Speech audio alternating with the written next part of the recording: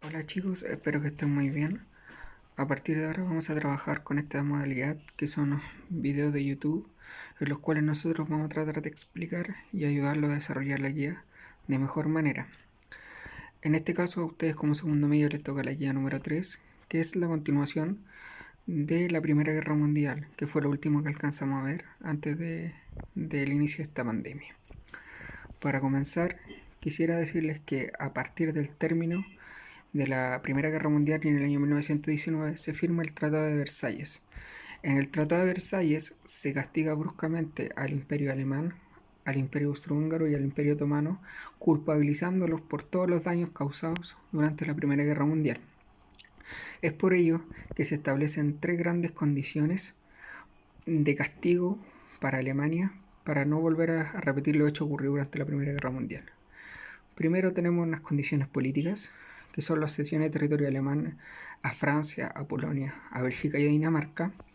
Y en segundo lugar, una prohibición muy importante, que es una de las grandes causas que Hitler toma para iniciar la Segunda Guerra Mundial, que es la prohibición de la unión con Austria, un país que siempre ha estado muy relacionado con Alemania o con la descendencia alemana.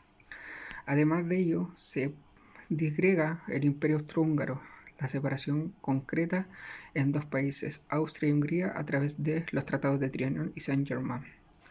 En una segunda instancia tenemos unas condiciones militares, que es para estos países la abolición del servicio militar, la reducción en particular del ejército alemán a 100.000 efectivos, no podían ser más de 100.000.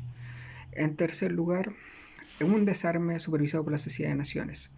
No podían poseer armas de grueso calibre ni crear industria armamentista como lo habían hecho hasta ese momento. En un cuarto lugar, una ocupación de la orilla izquierda del río Rin para poder controlar el tráfico marítimo de Alemania. Y en quinto lugar, la desmilitarización de la orilla derecha, una franja de hasta 50 kilómetros. Además de estos castigos impuestos políticos y militares, también hubo un castigo económico, que le llamaron reparaciones de guerra. ¿Qué significó esto? La destrucción, en primer lugar, del imperio colonial, cesión a los aliados de todos los derechos y títulos sobre las posesiones ultramarinas alemanas, todos los dominios controlados en Asia, África, que tenían los alemanes, tuvieron que devolverlos y entregárselos, en este caso Inglaterra, Francia y Estados Unidos, que fueron los grandes vencedores. Segundo, cesión de la mayor parte de su marina mercante, que estaba ya posicionada casi en un segundo lugar. En el primer lugar siempre se fija Inglaterra como marina mercante. Y por último, pago de indemnizaciones. ¿Qué significó eso?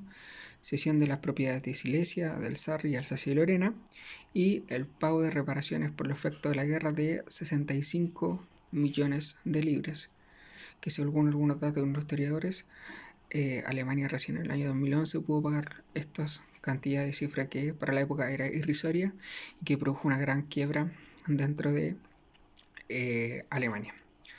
Recordar, chicos, que como lo habíamos mencionado en nuestras clases, la guerra siempre trae consecuencias negativas, más que positivas, por la pérdida humana, por el gasto económico y porque las sociedades entran en crisis o recesión. En el caso de la Primera Guerra Mundial, el gran triunfador es, en este caso, Estados Unidos. ¿Por qué Estados Unidos se transforma en el gran ganador? Porque al entrar al final de la guerra se transformó simplemente en el prestamista de muchos de los países europeos que estaban en plena guerra, y posteriormente, cuando se termina la guerra, ellos tienen que cobrar el dinero que eso corresponde. Entonces, por eso, en este periodo llamado los felices años 20, que van desde 1918, termina la Primera Guerra Mundial, hasta 1999, cuando ocurre la Gran Depresión Económica, podemos encontrar un nuevo auge en Estados Unidos, que se transforma en la primera potencia a nivel global. Entonces tenemos que de 1918 a 1921, producto de esta guerra, hubo un estancamiento económico importante a nivel global.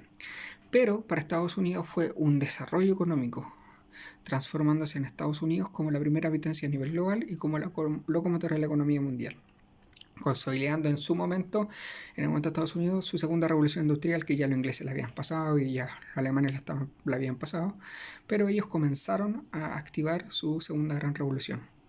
En este caso, los sectores principalmente automóvil, electricidad, química. Aquí nace, por ejemplo, una marca que hasta el día de hoy funciona en todo el mundo, que es la Ford. Nuevas técnicas del trabajo, como el Taylorismo y el Fordismo, que es lógicamente el dueño de el creador de la cadena Ford, y la producción en cadena. Mayor productividad para Estados Unidos, aumentan los beneficios empresariales, se abaratan los costos, pero también al abaratar los costos se abaratan los precios de todo. Y hay una etapa de crecimiento económico que es desequilibrado, que eso lo vamos a ver posteriormente en la guía 4. En la guía número 3, donde quiero que nosotros nos enfoquemos, es en dos puntos esenciales. El primero es que empecemos a hablar crisis, totalitarismo y guerra. Por eso queremos ver primero los años 20, que es lo que ocurre posterior a la Primera Guerra Mundial, enfocado en esta primera guía en un punto que es la música. Cómo la música fue transformando en una primera instancia estos locos años 20, mostrando a través del baile del Charleston, que puse un link de YouTube para que puedan ver lo que es el Charleston, la forma de expresión de los jóvenes de la época, que fue un cambio radical, y esto fue gracias al término de la Primera Guerra Mundial. ¿Ya? Se libera un poco este hombre, y esto nace lógicamente en Estados Unidos como gran centro o locomotora del mundo, como lo dijimos anteriormente. Segundo punto que quiero que toquemos en nuestra guía son las vanguardias artísticas. Cómo la guerra o esta guerra mundial trae nuevos elementos artísticos, más bien rupturistas, que tratan de buscar una nueva forma de transformar al hombre. ¿Ya? Por eso quiero que investiguen un poco el tema de la estética, el paradigma, alguna arquitectura que se dé post Primera Guerra Mundial, y después vamos a las vanguardias artísticas en particular. ¿Ya? Lo importante es cómo nosotros podemos relacionar, en este caso, al fauvismo, al cubismo, al futurismo, al dadaísmo y al surrealismo como movimientos post Primera Guerra Mundial, post también Revolución Soviética, que tratan de ver qué es lo que pasa en este mundo tras este gran desastre o esta gran guerra. ¿Ya? Eso, chicos, más que nada es un trabajo que es bastante interesante. La idea es que contextualicen siempre con que es una época post Primera Guerra Mundial, y que a su vez es una época de dudas, de muchas dudas, donde Estados Unidos se transforma en la primera potencia a nivel global, pero que también el arte tiene mucho que decir y la música también tiene mucho que decir. ¿Ya? Cualquier duda, recuerden, está el correo en el cual ustedes pueden preguntar lo que ustedes necesitan.